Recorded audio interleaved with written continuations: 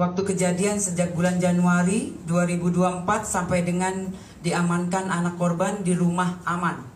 Ya. Lanjut, untuk TKP, apartemen Lexington. Okay. Ya, TKP, kemudian ada 2 TKP di Lexington dan apartemen Bintaro, Park View yang beralamat di Pesanggerahan, Jakarta Selatan. Lanjut korban, anak korban yang berinisial LM, perempuan 17 tahun.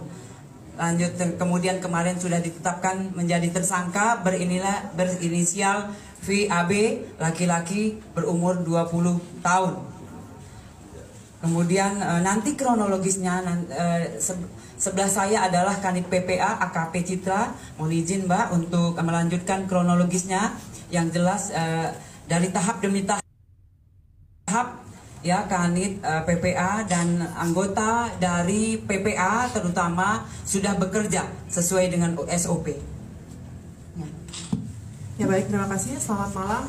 Kami dari unit PPA Unit 6 Satreskrim Polres Metro Jakarta Selatan di bawah pimpinan Kasatreskrim Ajun Komisaris Besar Polisi Ardian Satria Utomo SIK. Kita berhasil melakukan penahanan terhadap tersangka tindak pidana persetubuhan dan atau pencabulan dan atau aborsi tidak sesuai ketentuan ya, yang sebagaimana tadi dasarnya sudah disampaikan oleh Ibu Nurma.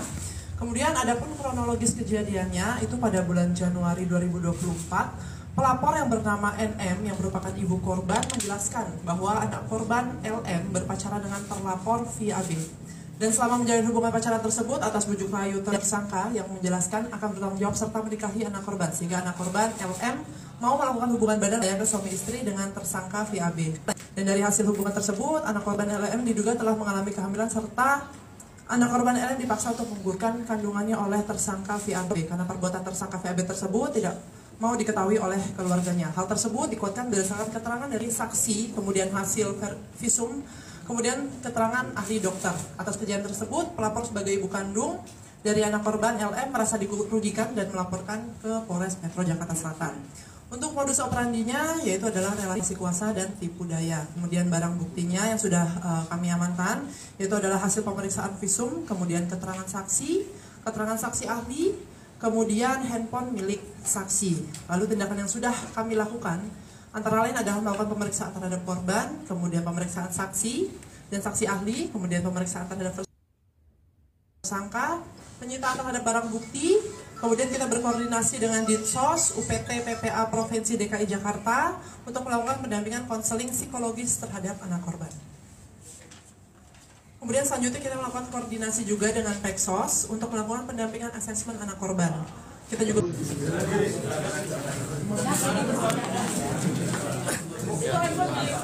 Del, gimana Del menghadapi semua ini Del? Del, gimana Del menghadapi semua ini? Awas kaca. Del, gimana Del? Apa pesan lu Del buat Loli? Lu merasa dibohongin gak sih Del? Lu kecewa gak Del sama Loli Del? Mukanya nggak terlihat sedih gimana Del? Mukanya nggak terlihat sedih gimana Del?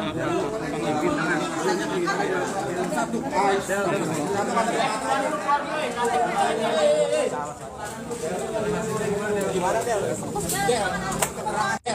Keterangan terbaru nih bikin lu jadi tersangka. Gimana Del? Nggak mungkin. Nggak puas ya. Tangkap gimana nih Bang? Masih ada yang mau sampaikan? Apa ada yang mau disampaikan? Ada yang mau disampaikan nggak sih? Del. Oh.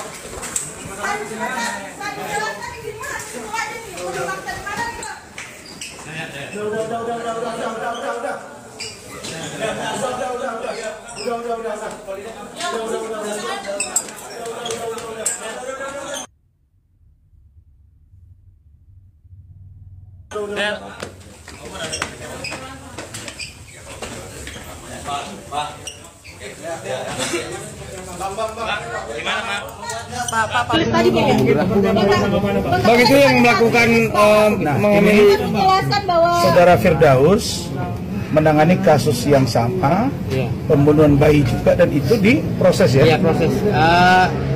Pada tahun 2016 saya nomor perkaranya ada di Pengadilan Bekasi ya. Pada tahun 2016, kurang lebih 2016 atau 2017, saya menangani perkara pengguguran bayi seperti ini. Jadi laki-lakinya nggak dipidana, nggak kena. Yang perempuan yang membunuh anak itu yang dipidana. Padahal dia dari di bawah tekanan si laki-laki ini. Jadi itu jadi jurisprudensi kita. Kalau itu sudah bisa saya ambil di pengadilan Bekasi, maka Fadel keluar, yang masuk Loli. Bang, tapi yang mengambil itu Fadel apa bukan, Bang? Saat waktu itu yang mengambil Fadel bukan sih, Bang? Atau siapa, Bang? Ada apa? Maksudnya rilis apa nih? Yang tadi nggak bisa, berarti nggak menerima. Saya kan sudah dengar bahwa ada kaitannya dengan aborsi. Kalau perbuatan itu Loli yang melakukan secara sadar, maka Loli juga harus kena. Tidak boleh dilakukan kepada Fadel sendiri. Tidak ada logika hukumnya itu. Jadi bilang anak di bawah umur dia melakukan bunuh orang bebas. Nggak bisa, bos. Bunuh di badan dia. Kami akan kejar. Bang, yang ngambilin waktu itu Fadel apa bukan, Bang? Bang, yang ngambilin siapa waktu itu, Bang? Fadel apa bukan, Bang? Tadi ada statement Abang ada hamil. Ingin mempidanakan dia.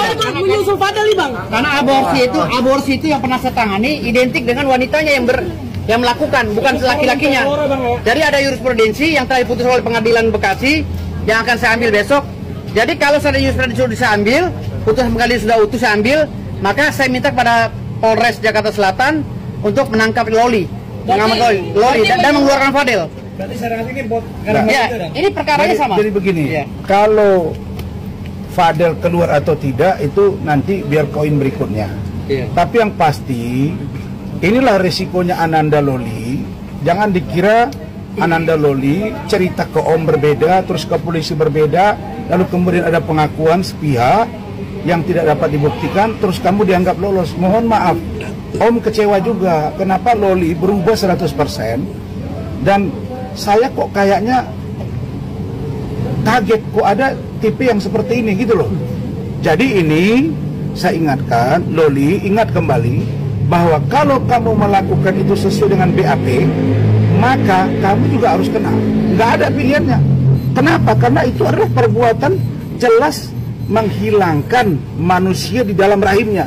Bang, itu yang pasti. Jadi itu kalau diaborsi harus dia bertanggung jawab melakukan. Berarti menuntut Loli agar segera menyusul Fadel ke dalam, Bang. Hah? Menuntut Loli agar segera menyusul Fadel ke dalam. Ke dalam mana? Ke dalam menyusul Fadel gitu, Itu Bang. bahasa kamu lah. Yang pasti kami minta Loli mempertanggungjawabkan perbuatannya. Oke. Kan begitu mat pengakuannya kan, Mat? Betul. Nah, ya udah. Bang, yang mengambilkan itu waktu itu Fadel atau bukan, Bang? Pesan-pesannya, Bang. Yang mengambilkan waktu itu Fadel apa bukan, Bang? Pengakuan dari Loli di BAP-nya, mereka video call untuk dia meminum pil, kemudian dengan Sprite, kemudian gugur. Tapi yang menjadi aneh bagi saya, kan dibilang perutnya membesar. Nah, kalau kita hitung dia Mei hamil, dia pulang, dia datang ke Indonesia Maret, 3 Maret. Maret, April. Oke, Mei. Orang baru bisa hamil itu 30 hari kemudian kan? Iya. Berarti 1,5 bulan kira-kira gitu. 1,5 bulan paling banyak 2 bulan hamilnya gitu kan.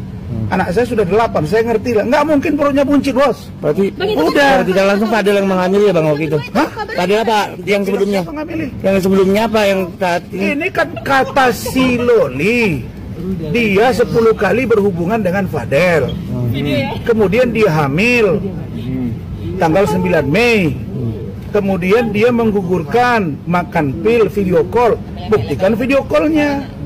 Nggak boleh dong kalau lembut kali pula jadi berubah wajah saya. Kalau di video call tidak bisa dibuktikan, berarti tidak bisa dikenakan ke Fadel. Kalau itu dilakukannya dengan meminum pil sendiri, menggugurkan, dia berarti yang menghilangkan janinnya.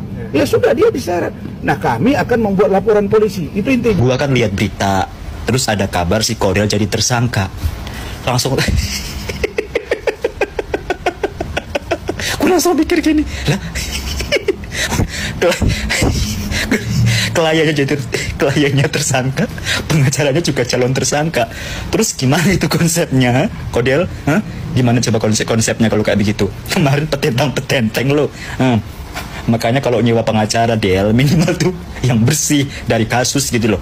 Lo kemarin nggak lihat ada yang naik ke atas meja saat persidangan tuh, pengacara lo itu. Gimana sih?